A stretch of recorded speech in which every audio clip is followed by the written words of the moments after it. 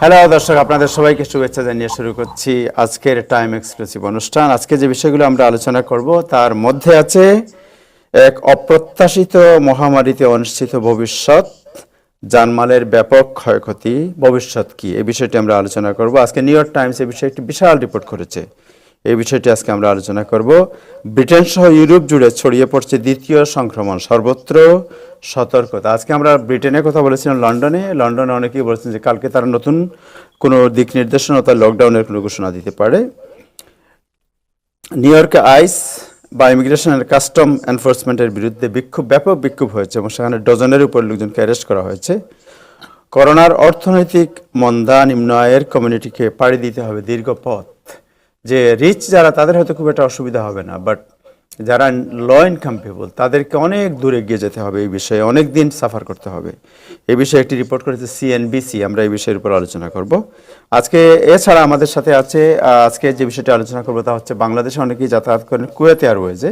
Kuwait Airways একটি নতুন ঘোষণা দিয়েছে তাদের ফ্লাইট নিয়ে, JFK টু ঢাকা। এই ফ্লাইটের নতুন ঘোষণা এবং তাদের নতুন যে ডেট এবং তাদের যে অনিশ্চিত অবস্থা, এই বিষয়টি আমরা আজকে আলোচনা করব। আমাদের সাথে আজকে যারা যুক্ত আছেন তাদের মধ্যে আছেন অধ্যাপক ডক্টর জিয়াউদ্দিন আহমেদ, থাকবেন, উনি আমাদের সাথে আসবেন।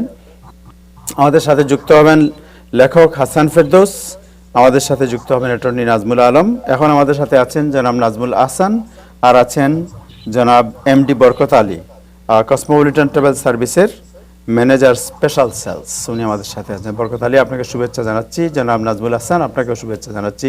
নাজমুল ভাই, কেমন আছেন? ভালো, আপনারা সবাই ভালো তো? আপনাকে বাইরে মনে হচ্ছে, কোথাও আছেন? আমি আমি একটু লং আইল্যান্ডের একটা ক্রুজে আছি, ফ্রি পোর্ট এলাকা, যেটাকে এখানে অনেকে বলতেছে। মোটামুটি বেশ ভালো, বেশ মানুষজন এখানে আছে এবং সবাই মাস্ক পরিত। আমি কিছুক্ষণ আগে মাস্কটা খুলে ফেললাম এই অনুষ্ঠানের জন্য। ওকে, সো আমরা দর্শক যারা আপনারা টেলিভিশনে দেখছেন তাদেরকে অভিনন্দন, আর যারা ফেসবুকে দেখছেন তাদেরকে শেয়ার করার অনুরোধ করব। আমরা প্রথমেই যাচ্ছি দিনের আপডেট জানার জন্য। নিউজ আপডেট জানাচ্ছেন নাজমুল আহসান। হ্যাঁ, ভালো আছেন আপনারা সবাই, আশা করি। জি, আমি আজকে যে খবরটা দিয়ে শুরু করতে চাই, একটু আগে তাহের বলেছেন, যেটা আমরা কয়েকদিন ধরেই এই অনুষ্ঠানে বলছি, সেটা হচ্ছে যে ইউরোপে মোটামুটি সংক্রমণের সেকেন্ড ওয়েভ যেটা বলা হচ্ছিল, আমরা গত কয়েকদিন ধরে সেটা বলে আসছি এবং আজকে এই বিষয়ে আরো কথা বলবেন এখানে যারা আসেন তারা। কিন্তু বেশ কিছু দেশে সংক্রমণ বাড়ছে এবং মোটামুটি তারা একটু হিমশিম খাচ্ছে, কারণ এই অবস্থাটি তাদের কাছে প্রত্যাশিত ছিল না। তবে একটা কথা এই প্রসঙ্গে আমি বলতে চাই যে নিউ ইয়র্কের অবস্থাটা খুবই ভালো, এখনো খুবই ভালো, এবং গত প্রায় 41 দিন ধরে নিউ ইয়র্কে যেটি একটি হটস্পট ছিল এক সময়, সেখানকার সংক্রমণ রেট কিন্তু 1%-এর নিচে, এবং সেটা আজকে গভর্নর যে টুইট করেছেন তাতেও কিন্তু সেটি 1%-এর নিচেই রয়েছে। তো মোটামুটি আজকে যে গভর্নর টুইট করে যে তথ্যটি আমাদের দিয়েছেন, তাতে দেখা যাচ্ছে যে নিউ ইয়র্ক স্টেটে গতকাল টেস্ট হয়েছে, আমি বলেছিলাম যে এর আগের দিনও 1 লক্ষের বেশি টেস্ট হয়েছে, গতকালও 1 লক্ষের বেশি টেস্ট হয়েছে আমরা দেখতে পাচ্ছি।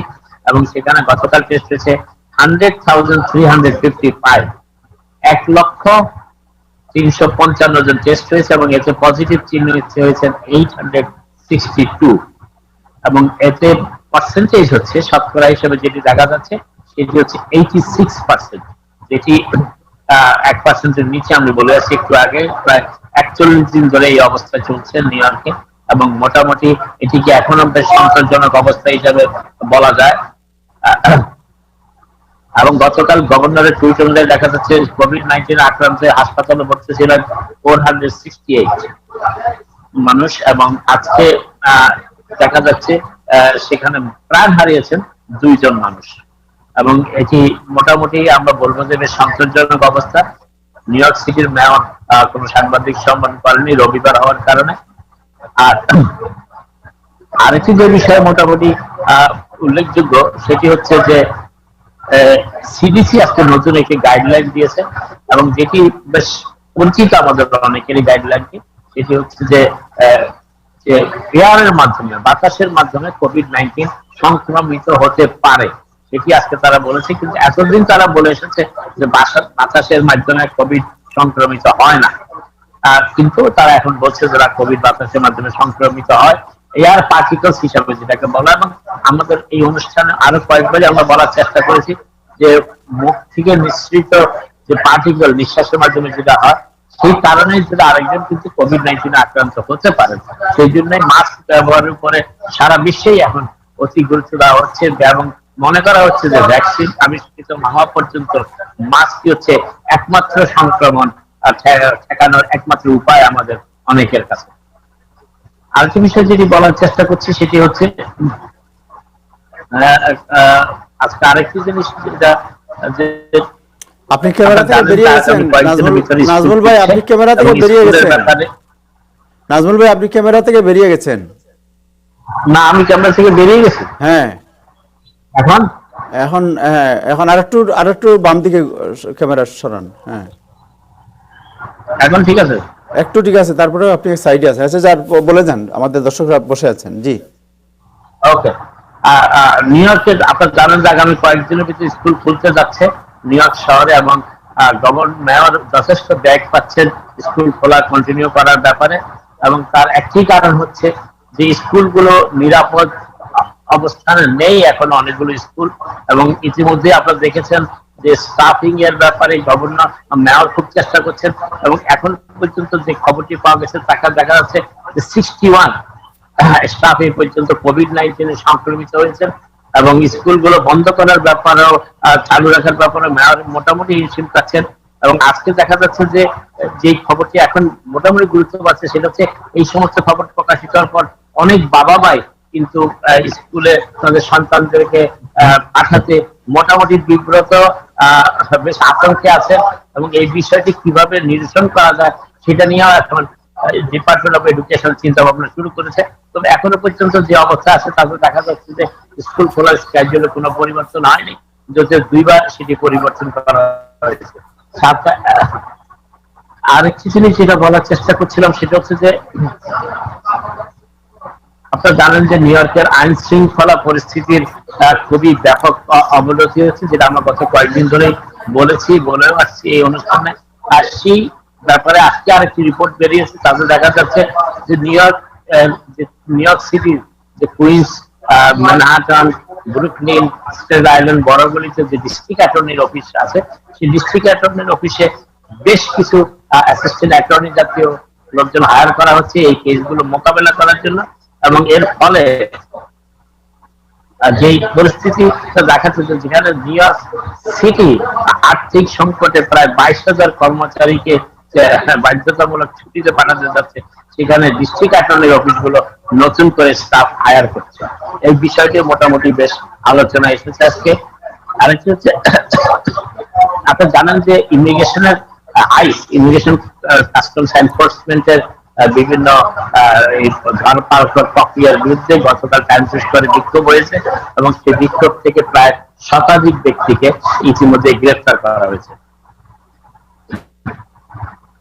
নিউ ইয়র্ক সিটিতে আপনারা জানেন যে কিছুদিন আগে নিউ ইয়র্ক সিটির বেশ কয়েকটি বড় বড় কর্পোরেশনের লোকজন কিভাবে নিউ ইয়র্ক সিটিকে রক্ষা করা যায় অর্থনৈতিক ভাবে সেই ব্যাপারে মেয়রকে পরামর্শ দিয়ে একটি চিঠি পাঠিয়েছিলেন। কিন্তু আজকে দেখা যাচ্ছে যে নিউ ইয়র্ক সিটির ইকোনমিক রিভাইভালের জন্য যে স্মল বিজনেস, মাঝারি গোষ্ঠীর বিজনেস যারা ভাড়ার কারণে এখন অনেকটা বিপদগ্রস্ত আছেন, সেই ব্যাপারে মোটামুটি আজকে বেশ কিছু কথাবার্তা উঠেছে। তাতে দেখা যাচ্ছে যে যদিও কিছু কিছু ল্যান্ডলর্ড তাদের টেনান্টদের কিছুটা ছাড় দিয়েছেন, কিছু কিছু ল্যান্ডলর্ড 50% ছাড় দিয়েছেন, কিছু কিছু 25% ছাড় দিয়েছেন, কিন্তু তাতেও এনাফ না বলে বলছেন টেনান্টরা বলার চেষ্টা করছেন ব্যবসা সেভাবে বাড়ছে না। কিন্তু কিছু কিছু ল্যান্ডলর্ড যারা ছাড় দিয়েছেন তার বাইরে যারা এখনো ভাড়ার ব্যাপারে শক্ত অবস্থানে আছেন, এর ফলে অনেক ব্যবসায়ী শেষ পর্যন্ত আর ব্যবসা ধরে রাখতে পারছে না। এর ফলে ইকোনমিতে প্রচন্ড একটি চাপ সৃষ্টি হচ্ছে নিউ ইয়র্ক সিটির উপরে, এবং যা আগামী কয়েক মাসের ভিতরে আরো ব্যাপকভাবে দেখা যাবে আমাদের ভিতরে। এবং আমি কয়েকজন বাংলাদেশি ব্যবসায়ীর সাথে কথা বলেছি, বিশেষ করে রেস্টুরেন্ট ব্যবসায়ী, তারা বলেছেন যে তাদের ল্যান্ডলর্ডদের বেশিরভাগই বেশিরভাগ কথাটা উল্লেখ করছি যে বেশিরভাগই কোনো ছাড় দিতে রাজি নন।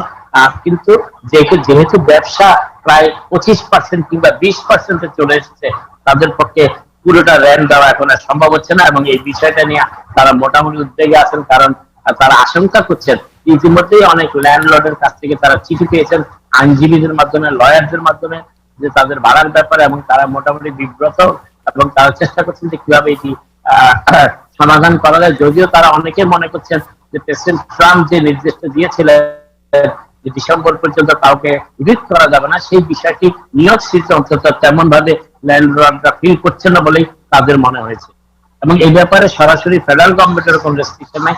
যে রেস্ট্রিকশনটা পাওয়া গিয়েছিল তাতে দেখা যাচ্ছে যে সেটাও খুব জোরালো কিছু না, এবং তাদেরকে প্রমাণ করতে হবে যে কোভিড-19 এর মাধ্যমে তারা ক্ষতিগ্রস্ত হয়েছেন। সেটা অনেক ল্যান্ডলর্ডের পক্ষে সেইভাবে প্রমাণ করা সম্ভব নয়, কারণ ওভারঅল বিজনেস যেখানে কমে যায় সেখানে কোনো স্পেসিফিক ইভেন্ট নিয়ে আসা সম্ভব না। আপনারা জানেন যে আজকে রোববার ম্যানহাটনের সাবওয়ে ডিরেল হয়েছে, একটি সাবওয়ে ট্র্যাকচ্যুত হয়েছিল ম্যানহাটনে 14 স্ট্রিট এবং 8th এভিনিউ ভোর সকালের দিকে। কে বা কারা সেখানে সাবওয়ে ট্র্যাকের উপরে একটি অবজেক্ট ফেলে রেখেছিল, এবং সেই তার সাথে ধাক্কা খেয়ে ট্রেনটি ডিরেল হয়। 3 জন সামান্য অসুস্থ হয়েছিলেন, আহত হয়েছিলেন, এবং সেখানে তাদেরকে হসপিটালে নেওয়ার পরে তাদেরকে মোটামুটি প্রাথমিক চিকিৎসা করে অনেকে ছেড়ে দেওয়া হয়েছে। কিন্তু তারপরে পরেই পুলিশ একজনকে এই অভিযোগে গ্রেফতার করেছে।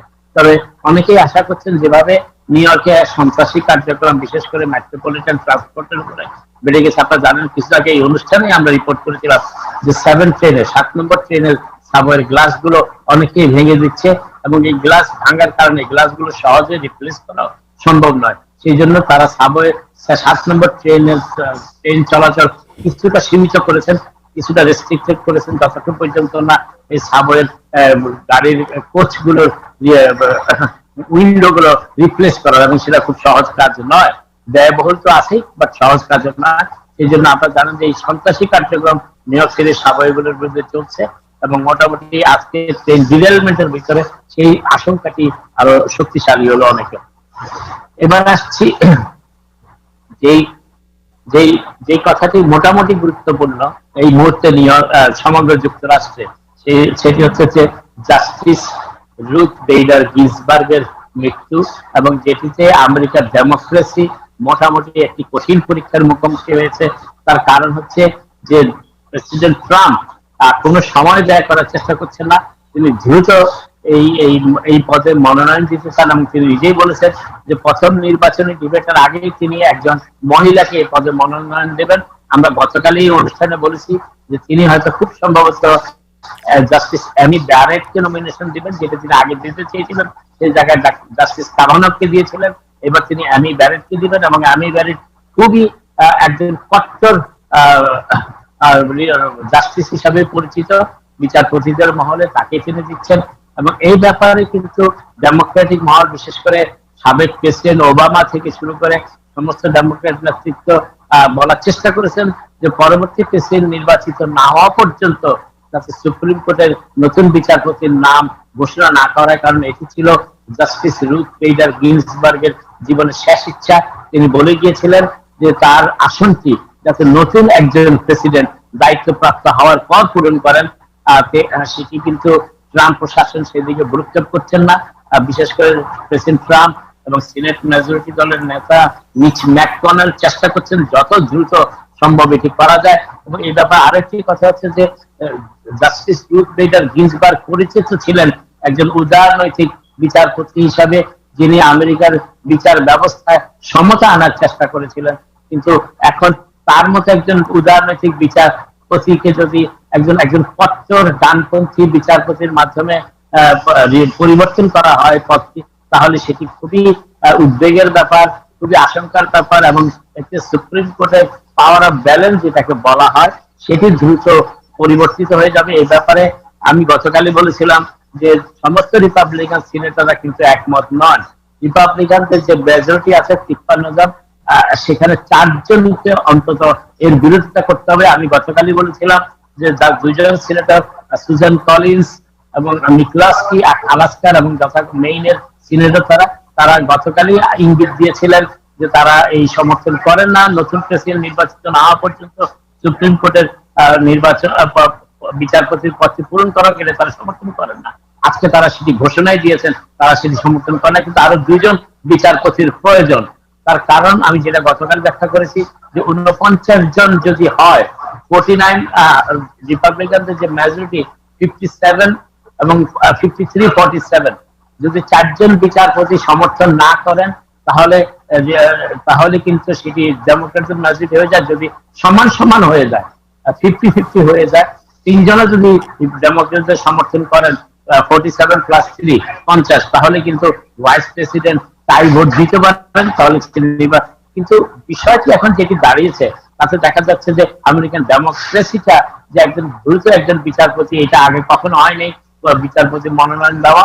এবং নির্বাচনের আগে আপনারা জানেন গত প্রেসিডেন্ট ওবামার সময়ও তার শেষ মেয়াদের শেষ বছরে জাস্টিস স্ক্যালিয়া মৃত্যুবরণ করেছেন। সেই জায়গায় রিপাবলিকান সিনেট নেতৃত্ব যারা তখন মেজরিটি ছিল তারা কিন্তু তাকে তার শূন্য আসন পূরণ করার সুযোগ দেয়নি। পরে প্রেসিডেন্ট ট্রাম্প এসে জাস্টিস গর্সিচকে সেই অনুষ্ঠানে সেই আসনে মনোনয়ন দিয়ে তাকে কনফার্ম করেছিলেন।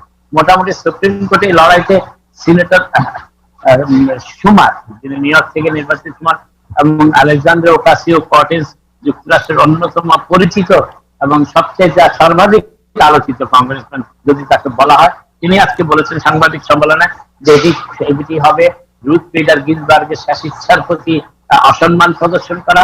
এবং তিনি 27 বছর ধরে যুক্তরাষ্ট্র সুপ্রিম কোর্টের বিচারপতি ছিলেন, তার প্রতি অসম্মান করাটা ঠিক হবে না। এবং তারা চেষ্টা করবেন, তাদের সাধ্যমতো চেষ্টা করবেন প্রেসিডেন্ট ট্রাম্প যাতে তার নির্বাচনের এই মেয়াদে যতটুকু মেয়াদ বাকি আছে এই মেয়াদে যাতে আরেকজন বিচারপতি নিয়োগ দিতে না পারেন। কিন্তু সেই সম্ভাবনা খুবই কঠিন একটি বাস্তবের মুখোমুখি দাঁড়াচ্ছে। তার কারণ রিপাবলিকানদের মেজরিটি যতক্ষণ পর্যন্ত 51 মেজরিটি তারা রাখতে পারবে, 50 রাখলেও চলবে, 50 জন পর রাখলেও তাদের চলবে, অর্থাৎ তখন তারা ভাইস প্রেসিডেন্টের ভোটটি ব্যবহার করতে পারবে কাস্টিং ভোট হিসাবে।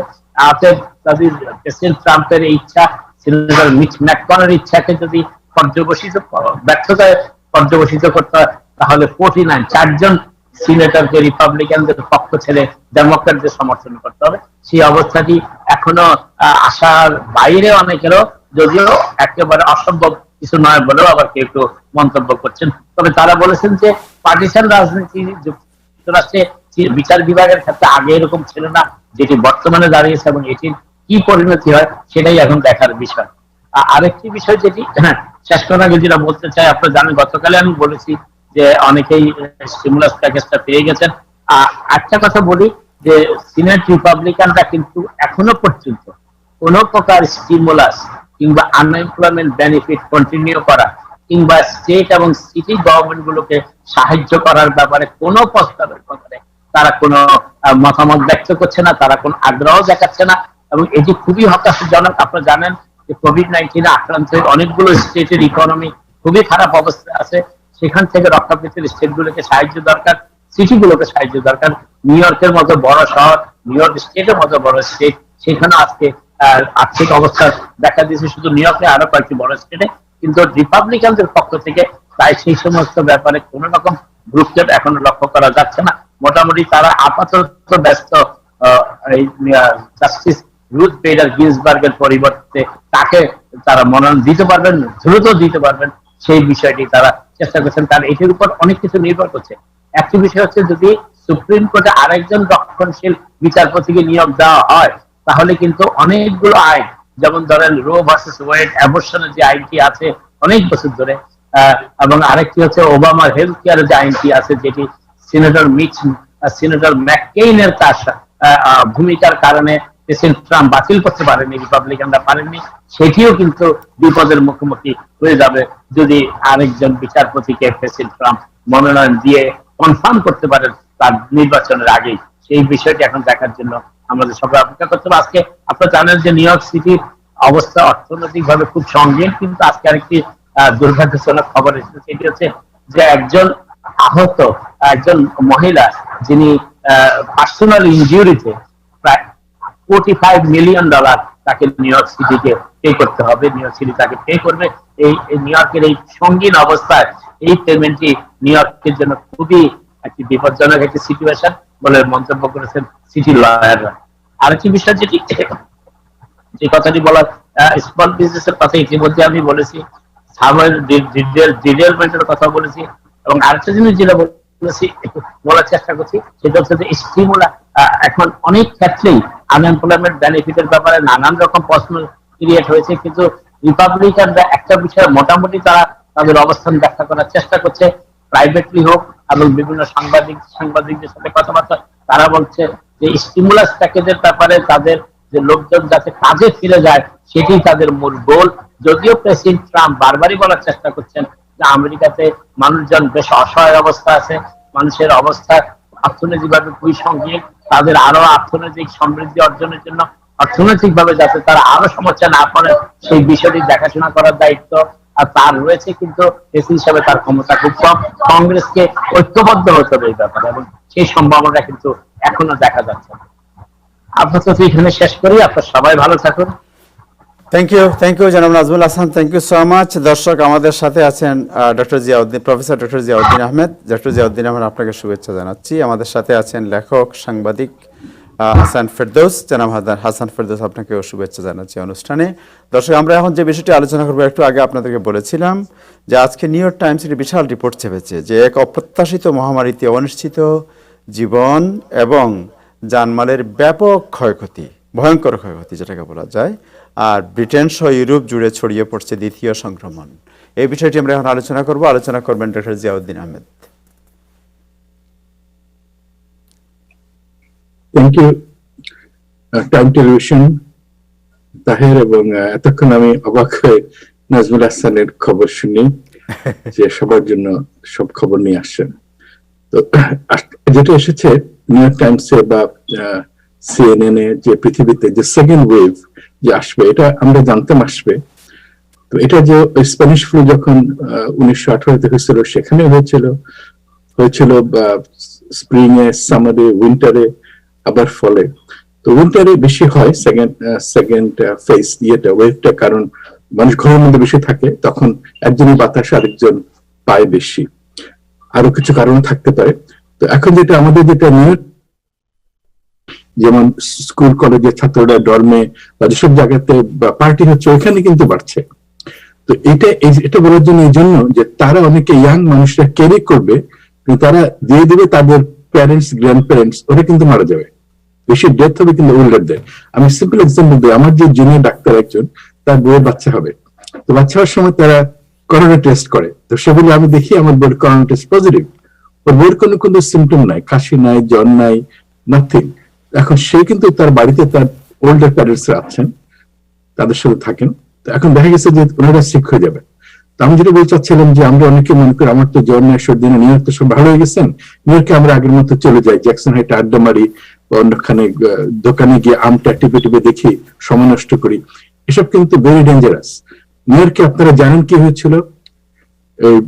আমার বন্ধু যে emergency medicine doctor Zia Rahman, সে বলেছিল যে যখন down street medical college emergency রুমে সে যখন গিয়ে দেখলো প্রত্যেক 10 মিনিটে একজন মারা যাচ্ছেন, মাস গ্রেভ দেওয়া হয়েছে।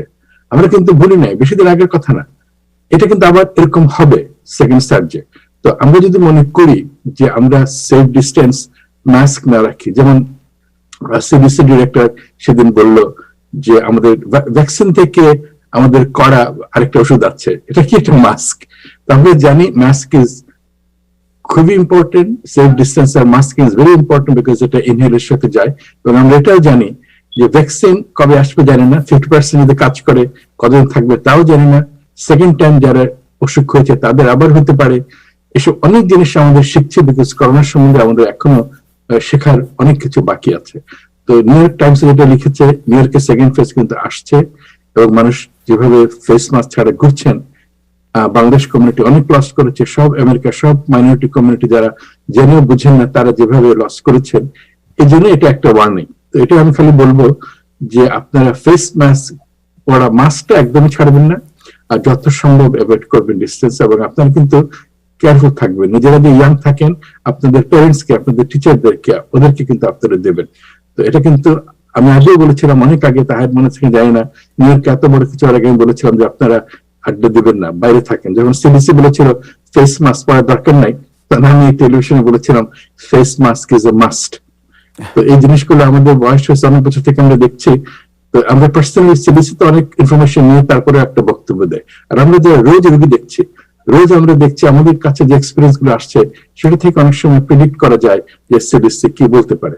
তো আবার সবাইকে ওয়ার্নিং দিচ্ছি এবং ধন্যবাদ জানাচ্ছি Time Television. Thank you doctor Ziauddin Ahmed, আপনার কাছে আমরা আবার আসবো।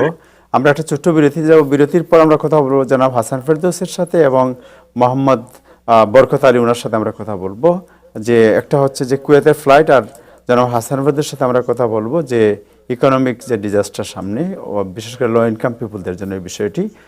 দর্শক, আমরা একটা ছোট্ট বিরতিতে যাচ্ছি, বিরতির পরে ফিরবো, আমাদের সাথেই থাকুন।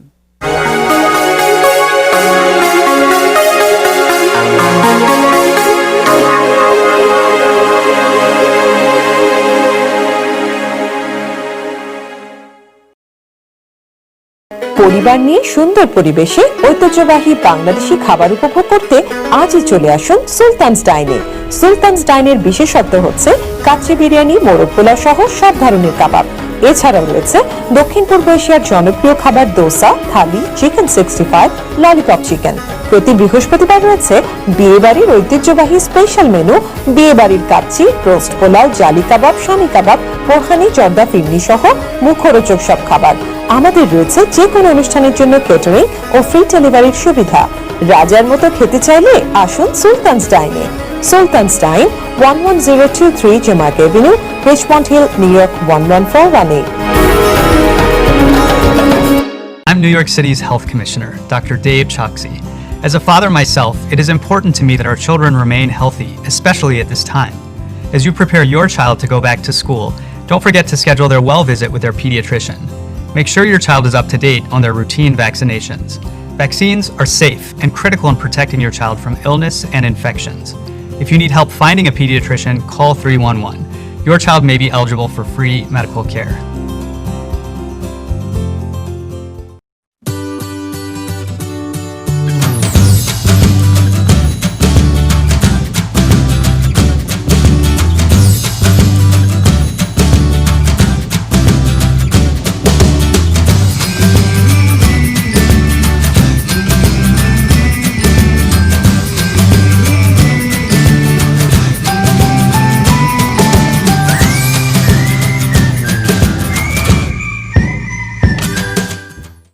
ডাইনেস্টি সুপারমার্কেট বাংলাদেশি অধ্যুষিত জ্যাকসন হাইটসে 37th অ্যাভিনিউ 75th স্ট্রিটে বিশাল পরিসরে ফুড ডাইনেস্টি সুপারমার্কেট।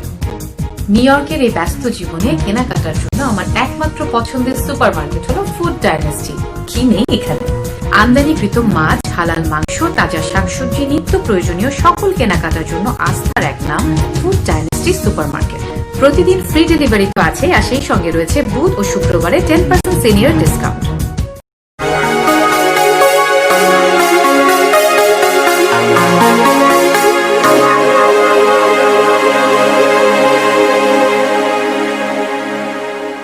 হ্যালো দর্শক, আপনাদের সবাইকে আবারও শুভেচ্ছা জানাচ্ছি টাইম এক্সক্লুসিভ অনুষ্ঠানে। আমরা যে বিষয়গুলি এখন আলোচনা করব তার মধ্যে হচ্ছে যে করোনা সিচুয়েশন এবং ইকোনমিক ডিজাস্টার, এবং বিশেষ করে যে নিম্ন মধ্যবিত্ত যারা বা নিম্ন আয়ের লোক যারা, তাদের উপর যে এই করোনা সিচুয়েশন এটা কী ধরনের প্রভাব সৃষ্টি করবে, কতদিন তাদেরকে এই সমস্যা ভোগ করতে হবে, এই বিষয়টি নিয়ে আজকে একটি রিপোর্ট বেরিয়েছে সিএনবিসিতে। এই বিষয়ে আলোচনা করবেন লেখক সাংবাদিক হাসান ফেরদৌস। হাসান ফেরদৌস, আপনাকে অভিনন্দন জানাচ্ছি অনুষ্ঠানে।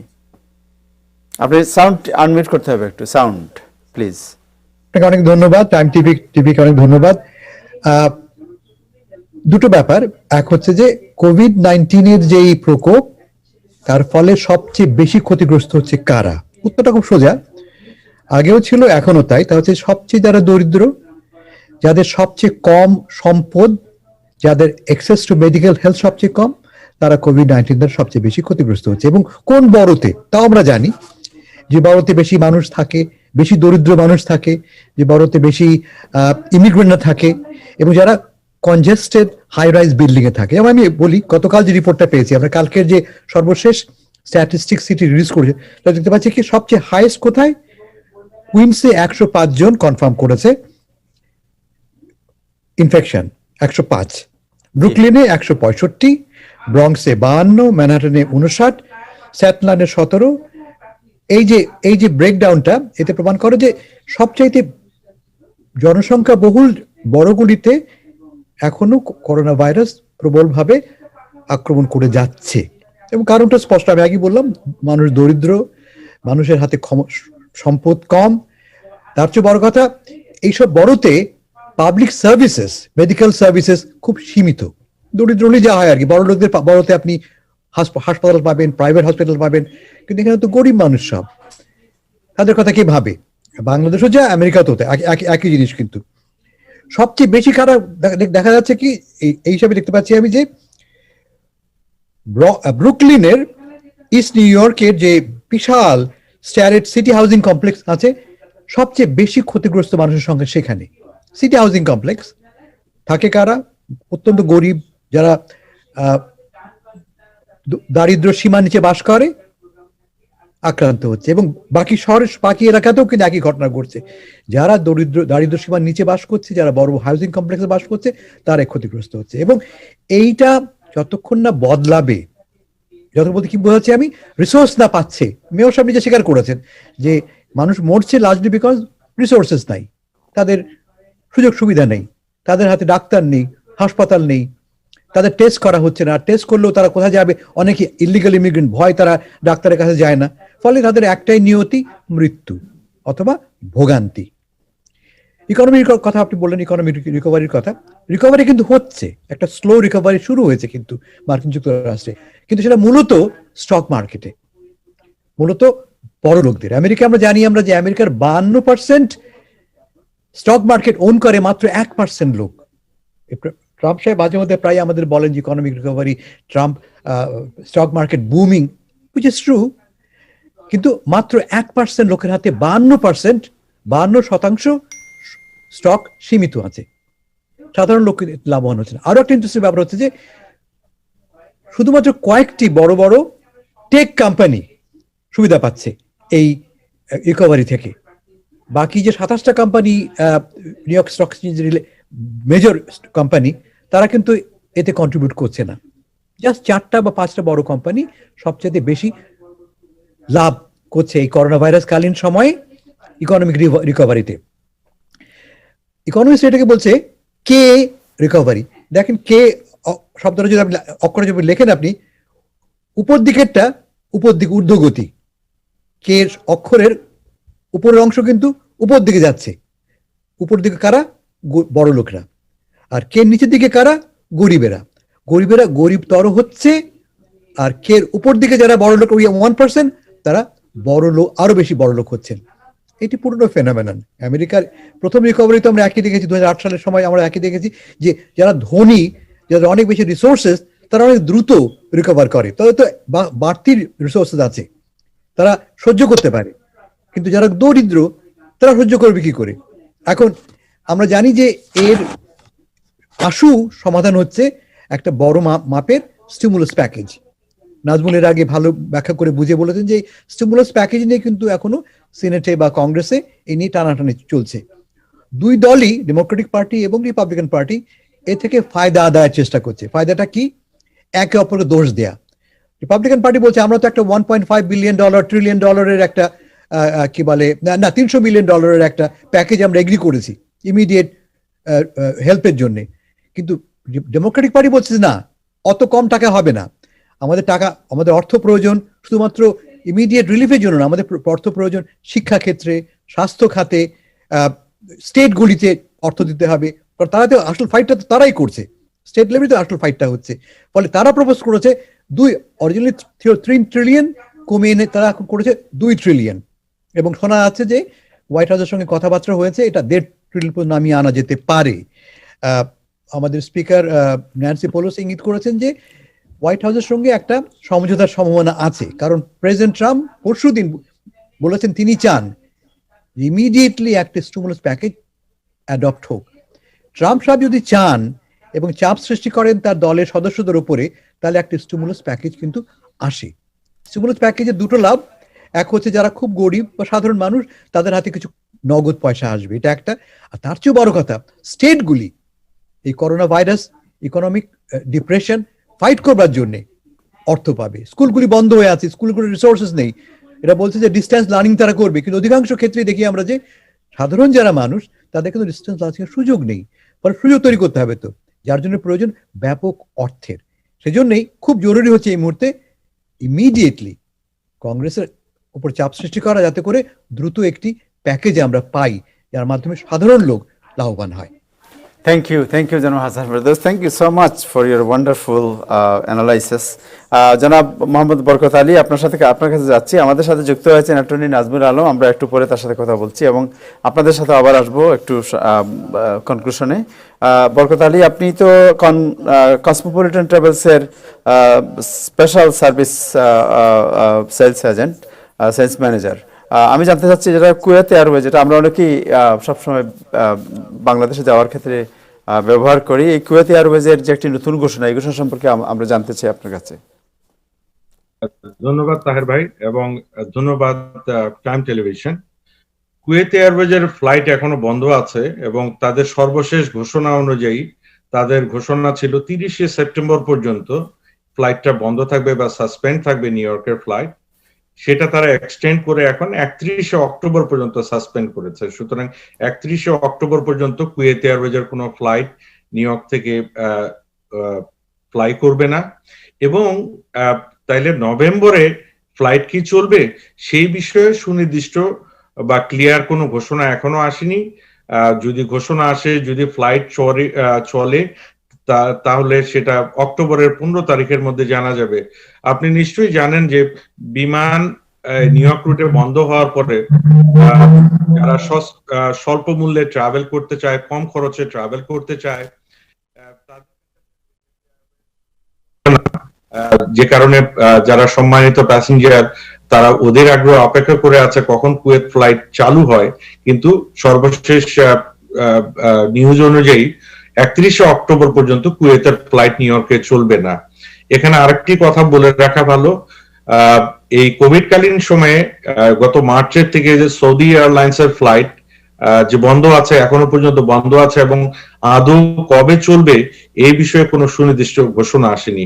এবং সেই সাথে আমি আবারও রিমাইন্ডার দিতে চাই, এখন বাংলাদেশে যারা ভ্রমণ করতে চান, 3টা এয়ারলাইন্স রেগুলার ফ্লাইট চালাচ্ছে, এমিরেটস, কাতার এয়ারওয়েজ এবং টার্কিশ এয়ারওয়েজ। সপ্তাহে মিনিমাম 5টা করে ফ্লাইট আছে এবং ফ্লাইট যাচ্ছে। পিসিআর টেস্ট যেটা ট্রাভেলের আপনার ফ্লাইটে 72 ঘন্টার মধ্যে নিতে হয়, সুতরাং টিকিট কেনা যেমন ইম্পর্টেন্ট, সেই সাথে কোথা থেকে পিসিআর টেস্ট করাবেন সেটা নিশ্চিত হয়ে টিকিট কাটবেন। না হলে যে জিনিসটা হবে, আপনি টিকিট কাটলেন, ফ্লাইট চলে গেল, বাট আপনার পিসিআর টেস্টের রিপোর্টটা আপনার হাতে আসলো না। আপনার জরুরি প্রয়োজনে আপনার ট্রাভেল করা দরকার, কেউ দেশে অসুস্থ, জমি জমা সংক্রান্ত বা ব্যক্তিগত প্রয়োজনে আপনি ট্রাভেল করবেন, আপনি টিকিট নিলেন, এয়ারলাইন চলে গেল, আপনার পিসিআর টেস্টের জন্য আপনি ট্রাভেল করতে পারলেন, আপনি এয়ারপোর্টে গেলেও কিন্তু you will be treated as a no show passenger. আপনাকে বলা হবে আপনি নো শো প্যাসেঞ্জার, এবং প্রত্যেক ক্ষেত্রে নো শো যে পেনাল্টি বা ফি, এটা অনেক বেশি হয়। সুতরাং আপনারা পিসিআর টেস্টের ব্যাপারে খুব সিরিয়াসলি বিভিন্ন জায়গায় nyc.gov/covid test এখানে গেলেও কোথায় কোভিড টেস্ট করা যাবে, এবং টেস্টের অনেকগুলো টেস্ট আছে, একটা বলে র্যাপিড টেস্ট, অ্যান্টিবডি। তারপরে আপনি কি আমার কথা শুনতে পাচ্ছেন? আমি শুনতে পাচ্ছি, আপনার কথা শুনতে পাচ্ছি। যে আপনার সাউন্ড, আপনার হচ্ছিল, আপনি আপনার বোধহয় ইন্টারনেট স্পিডে একটু সমস্যা আছে। জি, এখন বলেন, এখন শুনতে পাচ্ছি। শেষ জি। আমি সেই কথাটা যেটা বলছিলাম পিসিআর টেস্টের ব্যাপারে, আবারও সবাইকে আমি সাবধানতা অবলম্বন করার জন্য বলি যে আপনারা যখনই টিকিট কাটবেন, এই সময় যারা ট্রাভেল করবেন, এয়ারলাইন গুলো নিয়মিত চলাফেরা, হয়তো সপ্তাহে 7 দিন ফ্লাইট নেই, সপ্তাহে 5 দিন ফ্লাইট, কিন্তু ফ্লাইটের টিকিট নিশ্চিত করার আগে অবশ্যই পিসিআর টেস্টটা নিশ্চিত করবেন। এবং কুয়েত এয়ারওয়েজের ফ্লাইট 31শে অক্টোবর পর্যন্ত আপাতত চলবে না, পরবর্তীতে যদি চলে আমরা আপডেট জানাবো। টাইম টিভিকে এই সুযোগ দেওয়ার জন্য অসংখ্য ধন্যবাদ। থ্যাংক ইউ জনাব বরকত আলী আপনাকে। দর্শক, আমরা যাব অ্যাটর্নি নাজমুল আলম আপনার কাছে। আমরা জানতে চাই যে আইসের বিরুদ্ধে নিউ ইয়র্কে ব্যাপক বিক্ষোভ হয়েছে এবং প্রায় ডজন খানেকের বেশি লোকজন গ্রেফতার হয়েছেন। ঘটনা কি জন্যই আইসের বিরুদ্ধে বা ইমিগ্রেশন অ্যান্ড কাস্টম এনফোর্সমেন্ট এজেন্টদের বিরুদ্ধে বিক্ষোভ কেন? ধন্যবাদ তাহের ভাই, ধন্যবাদ আজকে সম্মানিত প্যানেলিস্ট যারা আছেন এখানে সবাইকে আসসালামু আলাইকুম, সেই সাথে দর্শক শ্রোতা আপনাদের সবাইকে সালাম জানাচ্ছি। আইসে যে জিনিসটা শুরু করেছে সেটা হচ্ছে আইস হচ্ছে যে ইমিগ্রেশন এন্ড কাস্টম এনফোর্সমেন্ট, এটা হচ্ছে ডোনাল্ড ট্রাম্পের সবচেয়ে একটা শক্তিশালী অঙ্গ যারা অ্যাকচুয়ালি ইমিগ্রেশন লটা এই দেশে এনফোর্স করতে পারে। এনফোর্স শুধুমাত্র না, তারা অ্যাকচুয়ালি মানুষকে ডিপোর্ট করতে পারে। This is the only agency যারা অ্যাকচুয়ালি মানুষকে লিটারালি হ্যান্ডকাপ পরিয়ে প্লেনে তুলে তাদের দেশে পাঠাইতে পারে। আপনি জানেন যে কিছুদিন আগে আমাদের বাংলাদেশে অনেক লোকজন কিন্তু ডিপোর্ট হয়েছে। তাদের সাথে যে সমস্ত লোকরা এয়ারপোর্টে যে শাহজালাল আন্তর্জাতিক বিমানবন্দরে যারা যান, এই হযরত শাহজালাল আন্তর্জাতিক বিমানবন্দরে, তারা কিন্তু আইসের লোক, তারা ইমিগ্রেশনে অন্য কোনো ডিপার্টমেন্টের লোক না। কাজে আইস হচ্ছে খুবই একটা ক্ষমতাশালী সংগঠন ইমিগ্রেশন ডিপার্টমেন্টের, এবং এই সংগঠনটা সরাসরি ডোনাল্ড ট্রাম্পের নির্দেশে চলে। আপনি বলবেন কিভাবে ডোনাল্ড ট্রাম্পের নির্দেশে চলে? ডোনাল্ড ট্রাম্পের সরাসরি ভাবে যে আইসের যে ডিরেক্টর আছে তাকে সে কমেন্ট করে, এটা বোঝাই যায়। কারণ এদের যত ধরনের কর্মকাণ্ড এরা করুক না কেন, মনে হচ্ছে যে সিভিল লিবার্টিস বলেন, মানবাধিকার বলেন, কোনো কিছুতেই কিন্তু এরা মানে না। এরা কোনো ধরনের কেস মামলা কোনো কিছুরই এরা তোয়াক্কা করে না, কোনো পুলিশ, FBI, ফেডারেল এজেন্ট কাদেরকেও না। এইটা সামহাট আমেরিকান জনগণ জানতে পেরেছে, জেনে তারাই কিন্তু সরাসরি ভাবে আইসের বিরুদ্ধে যাচ্ছে। আইসটা এমন একটা প্রতিষ্ঠান যারা সরাসরি ভাবে কাউকে গ্রেফতার করতে পারে, তাকে প্লেনে তুলে দিতে পারে, শুধু প্লেনে উঠানো না, প্লেনে তুলে দিয়ে তার দেশে যে তার নিজের দেশের এয়ারপোর্টে ওই দেশের পুলিশের হাতে, যেমন বাংলাদেশের পুলিশের হাতে, কাস্টমসের হাতে তারা তুলে দিয়ে আসে। এই জন্য আইসের বিরুদ্ধে এত বিক্ষোভ হচ্ছে।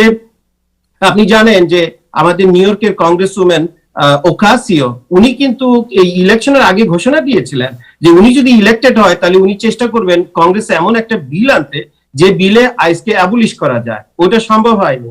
এখন উনি চেষ্টা করতেছেন যে অন্য কোনো ভাবে এই আইসকে আইদার রিঅর্গানাইজ করা যায় কিনা অথবা আইসকে টোটালি ডিসমেন্টল করা যায় কিনা।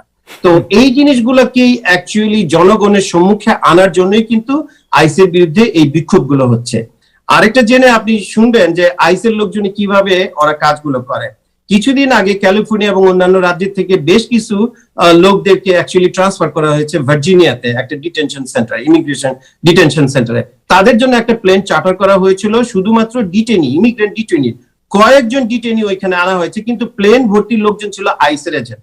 এদের কাজ ছিল ওয়াশিংটন ডিসিতে এসে ওই যে ব্ল্যাক লাইভস ম্যাটারের যে একটা প্রোটেস্ট হচ্ছিল, সেই প্রোটেস্টে তাদেরকে পার্টিসিপেট করা এবং মানে আর কি ফেডারেল এজেন্ট হিসেবে এই ডোনাল্ড ট্রাম্পের সরকারকে দেওয়া, আর কি চেক দেওয়া। আপনি জানেন যে এটা নিয়ে মিলিটারি, পুলিশ, ওয়াশিংটন পুলিশ, এদের মধ্যে অনেক তর্ক বিতর্ক হয়েছে। তারা বলেছে আমরা এটাতে নাই, তখন কিন্তু আইস কিন্তু এটাতে গিয়েছে। আপনার যে মূল কোশ্চেন যেটা ছিল যে কেন আইসের বিরুদ্ধে এত বড় বিক্ষোভ, আইসটা কিন্তু এই দেশে ইমিগ্রেশন খেদানোর জন্য, ইমিগ্রেটদেরকে ডিপোর্ট করার জন্য এমন একটা শক্তিশালী সংগঠন, যেগুলো আপনি মনে করেন আমাদের দেশের বিভিন্ন ধরনের সংস্থা আছে, অন্যান্য দেশের যেরকম গোয়েন্দা সংস্থা আছে, গোপন গোয়েন্দা সংস্থা, ওই ধরনের সংস্থা হিসেবে এরা কাজ করে। তবে আমি মনে করি যে আইসের যে এই নির্যাতনের পরিমাণ যত বাড়তে থাকবে, এটা কিন্তু ডোনাল্ড ট্রাম্পের জন্য পতনের তত তাড়াতাড়ি কারণ হয়ে দাঁড়াবে। কাজে আইসের বিরুদ্ধে বিক্ষোভ শুধু আজকে মিটানো হয়েছে এই জন্যই। আমার অফিসটা হচ্ছে 26 ফেডারেল প্লাজার সামনে। আপনি জানেন যে 26 ফেডারেল প্লাজা হচ্ছে FBI এবং ইমিগ্রেশনের মেইন হেডকোয়ার্টার। আমার অফিসটা ঠিক ওই বিল্ডিংটার উল্টো দিকে। প্রতিদিন এভরি উইকডেতে আমি দেখতে পাই যে সেখানে জনগণ বিক্ষোভ করে, কিন্তু সেখান থেকে কোনো গ্রেপ্তার হয় না। এই জন্যই গ্রেপ্তার হয় না, কারণ ওইটা সিস্টেমেটিক ওয়েতে করে। আজকে যে বিক্ষোভটা হয়েছে, এই বিক্ষোভটা বেসিক্যালি অর্গানাইজ ছিল আজকে ডিসমেন্টল করার জন্য, ডোনাল্ড ট্রাম্পের ইমিগ্রেশনের প্রতিবাদ করার জন্য, এবং এই আইস যাতে মানুষের ঘরে ঘরে যে যাতে এরকম গ্রেফতার না করে সেটার জন্য। তো এটা মানে জনগণের মধ্যে একটা ক্ষোভ আসতেছে। আশা করি এটা পরবর্তীতে আরো ব্যাপক আকার ধারণ করবে। সেই সাথে আইস যেটা করতেছে সেটা হচ্ছে যে ব্ল্যাক লাইভস ম্যাটার, তারপরে অন্যান্য আরো বিশেষ যে মানবাধিকারের যে জলবায়ু পরিবর্তন, অন্যান্য যারাই যায় তাদেরকে আইসে বাধা দেয়। অ্যাকচুয়ালি আইসের কাজ হচ্ছে ইমিগ্রেশন এনফোর্সমেন্ট করা, ফেডারেল গভর্নমেন্টের অন্যান্য ইস্যুকে প্রোটেকশন দেওয়া তাদের দায়িত্ব না। কাজে তারা কিন্তু তাদের বাউন্ডারি অতিক্রম করতেছে। এটা আস্তে আস্তে বিক্ষোভের কারণ হয়ে দাঁড়াবে, এবং মনে করি যে ভবিষ্যতে এই ব্ল্যাক লাইভস ম্যাটারের সাথে যে এই আইস খেদাও, এটাও কিন্তু একটা ব্যাপার হয়ে দাঁড়াবে। এটাই ছিল আজকের মূল জিনিস। যদি যারা অ্যারেস্ট হয়েছেন তারা যদি আমেরিকান সিটিজেন হন, তাহলে তারা ছাড়া পেয়ে যাবেন, কিন্তু ওইখানে যদি কোনো ইলিগাল ইমিগ্রেন্ট থাকে তাহলে কিন্তু তাকে ডিপোর্ট করা হবে। এই ব্যাপারে নিশ্চিন্ত। কাজে ইলিগাল ইমিগ্রেন্ট যারা আছেন দয়া করে এই অন্তত আইসের বিক্ষোভে আপনারা জয়েন করবেন না। আমেরিকান সিটিজেন যারা আপনারা যেতে পারেন, আপনাদেরকে ওরা ছেড়ে দিবে পরবর্তী। থ্যাংক ইউ, ধন্যবাদ। থ্যাংক ইউ নাজমুল আলম আপনাকে আপনার বক্তব্যের জন্য। আমি জনাব হাসান ফেরদৌস এবং ডক্টর জিয়াউদ্দিন আপনার কাছে, ডক্টর জিয়াউদ্দিন আপনার কাছে আবার যাচ্ছি যে আজকে আমি লন্ডনে আলাপ করেছিলাম যে এই যে সেকেন্ড সার্জ এটা কিভাবে এত বিস্তৃত হলো। সেখানে জনমতের সম্পাদক নাহাজ পাশার সাথে আমার কথা হচ্ছিল। উনি বললেন যে আসলে বার, তারপরে বিভিন্ন যে সি বিচ, তারপরে রেস্টুরেন্ট, বিভিন্ন ক্লাব, বিভিন্ন পাব, এগুলো ওপেন করে দিয়ে লোকজন খুব মানে একেবারে মনে হচ্ছে যে খুব বেপরোয়া হয়ে গিয়েছিল। আপনি এর থেকে আমাদের শিক্ষার কি আছে বলে মনে করেন? আমরা এটা সমাজ পৃথিবীর এর থেকে শিক্ষার ব্যাপার আছে যে এই যে তারা মাস্ক না পরে ছবি আসছে প্রচুর, এটার জন্য সংক্রমণ হচ্ছে। আমরা সবাই জানি যে যখন এই ভাইরাসটা রেসপিরেটর দিয়ে আমাদের নিঃশ্বাসের সাথে ঢুকে, এবং মাস্ক ইজ প্রোটেক্টিভ, মাস্কের যে গুণ হোক না কেন, সার্জিক্যাল মাস্ক থেকে শুরু করে এগুলো প্রোটেক্টিভ, এগুলোর জন্য এটা হচ্ছে। এটা মোটামুটি এখন ইউরোপে অনেক জায়গাতে, স্পেন বলো, ব্রাজিল বলো, সব জায়গাতে, কিন্তু ইভেন ইংল্যান্ডে সেকেন্ড লকডাউন করার কথা চিন্তা করছে তারা, এবং ইসরায়েলের সেকেন্ড লকডাউন করে দিচ্ছে অলরেডি। তো এইসব কারণে নিউ ইয়র্কে কিন্তু সেকেন্ড লকডাউন হতে পারে। তো এগুলো আমরা দেখে বোঝা যাচ্ছে করোনা ভাইরাস ভেরি ইনফেকশাস, এবং এটা যখনই আমরা গার্ডকে ডাউন করবো, আমরা গার্ড নিব না নিজেদের, এটা কিন্তু বাড়বে। আর একটা জিনিস আমি বলছিলাম, কে জানি বলছিলেন, হাসান ফেরদৌস বলছিলেন গরিবদের হয়। তো এটা একটা ইন্টারেস্ট জিনিস হচ্ছে যে কনজেশনটা কিন্তু বেশি ইম্পর্টেন্ট। এই যে আমরা অনেক একসাথে থাকি, যেমন আর বাড়ির লোকেশন, বাড়ির ইয়েটা, যেমন বাংলাদেশে ইন্টারেস্টিংলি ইসলামে কিন্তু হচ্ছে না। ইসলামে কিন্তু অনেক গরিব থাকে এবং তারা অনেক কনজেস্টেড থাকে। ওয়ান অফ দ্য রিজন আমি যেটা মনে করি, আমরা জানি না এখনো, যে ওদের বাড়িঘর কিন্তু বন্ধ না, ওদের ঘরের জানলা টানলা নাই বা খোলা। এই যে বাইরে 90% বেশি ইনফেকশন হয় ক্লোজড এরিয়াতে, আইদার ঘরের ভিতরে, না হলে বাসে, না হলে ট্রেনে।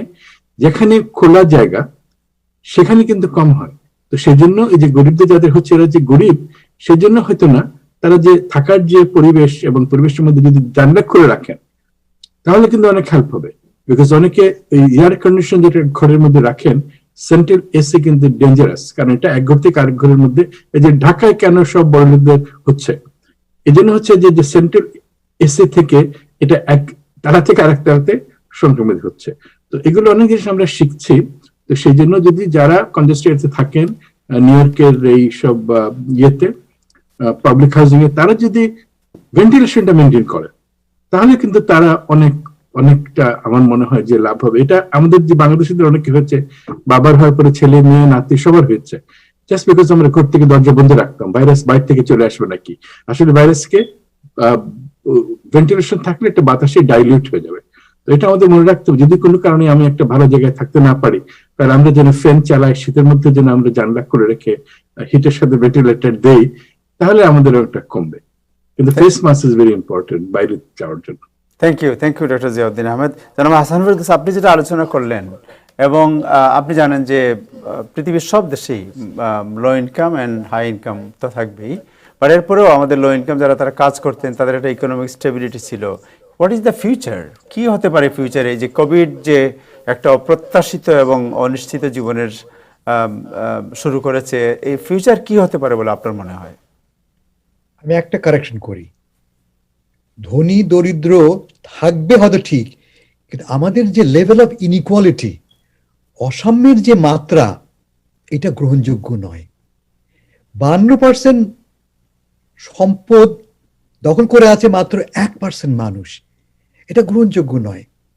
পৃথিবীর অনেক দেশে কিন্তু এই দূরত্বটা অতিক্রম করা গেছে, ইউরোপে বিশেষ করে, স্ক্যান্ডিনেভিয়ান দেশগুলিতে। কারণ রাষ্ট্র অনেক বেশি দায়িত্ব বহন করে, শিক্ষা, স্বাস্থ্য, বিভিন্ন ক্ষেত্রে সরকার অনেক বেশি দায়িত্ব বহন করে। আমরা করি না, সব দায়িত্ব আমরা চাপিয়ে দিচ্ছি প্রাইভেট সেক্টরের হাতে। আর প্রাইভেট সেক্টরের মূল লক্ষ্যটা কি? যত বেশি পারো মুনাফা সংগ্রহ করো।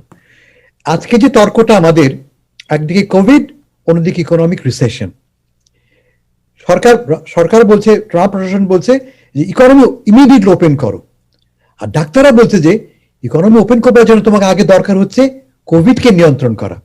কোভিড নিয়ন্ত্রণ না হলে যদি তুমি ইকোনমি ওপেন করো, আগামীকাল কিন্তু যে কথা জিয়া ভাই বললেন, ঠিকই বলেছেন, যে আবারও তোমাদের সার্জ হবে, সংখ্যা বেড়ে যাবে। যে কারণে ইসরায়েলে দেখতে পাচ্ছি আমরা নতুন লকডাউন, ইউরোপে, স্পেনে, যুক্তরাজ্যে, বিভিন্ন যারা ওপেন করেছিল তারা এখন ভাবছে যে কাজটা ভুল করেছি আমরা, এবং সে কারণে সেকেন্ড টাইম লকডাউনের কথা বলা হচ্ছে। আর একটা কথা মনে রাখতে হবে যে আমরা ঠান্ডা দেশের মানুষ, ভয় পাওয়া হচ্ছে যে ঠান্ডার সময় দুটো ঘটনা ঘটবে। ঠান্ডার সময় কোভিড-19 জেকে বসবে, আর 2 নম্বর ফ্লু আসবে। যেভাবে ইনি কথা বলেন, হয়তো কথা বলতে পারতেন। ফ্লু, একদিকে ফ্লু, অন্যদিকে কোভিড-19, দুটো যদি একসাথে আমাদেরকে আক্রমণ করে আমরা কিন্তু পর্যুদস্ত হব, আমরা কিন্তু খুব জটিল অবস্থায় পড়বো। সে কারণে খুব জরুরি হচ্ছে এটা বোঝা, ইকোনমিক রিকভারির জন্যই আমাদের প্রয়োজন কোভিড-19 কে নিয়ন্ত্রণে আনা। তা না আনলে কিন্তু, এবং এই ক্ষেত্রে আমরা আপনি আমি প্রত্যেকে সাহায্য করতে পারি। যেটা বলেছেন, মাস্ক পরুন, মাস্ক পরুন, মাস্ক পরুন, তাহলেই একমাত্র এটাকে নিয়ন্ত্রণ আনা সম্ভব হবে। থ্যাংক ইউ জনাব Hasan Ferdous, thank you so much. আমাদের সময় শেষ হয়ে গিয়েছে। ডক্টর জিয়াউদ্দিন আহমেদ, 30 সেকেন্ড, আপনি কি কোনো কনক্লুশনারি রিমার্ক করবেন? আমরা তো বলেছি, যেটা আবার যদি নতুন করে কেউ আসেন, যে আমাদের সেকেন্ড সার্জ হবে এবং ডেঞ্জারাস হবে। অনেক মানুষ অলরেডি দেখা গিয়েছে যে বাইরে অনেক লোক বেশি, মানে ইউরোপে মারা যাচ্ছেন, সেকেন্ড সার্জের ডেথ রেট বাড়তে পারে। এই জন্য আপনারা এই ঢিলা করবেন না, আপনাদের যে ফেস মাস্ক পরা, সেফ ডিস্টেন্স মেনটেন করা, ক্রাউডিং না করা, এগুলো আপনাদের না করলে নিউ ইয়র্ক আবার আগের মতো একটা এরকম ধ্বংসযজ্ঞ হতে পারে। থ্যাংক ইউ, এটা খেয়াল রাখবেন। Thank you Ziauddin Ahmed. জনাব নাজমুল আলম, আপনি কিছু বলবেন? 30 সেকেন্ড আছে আপনার।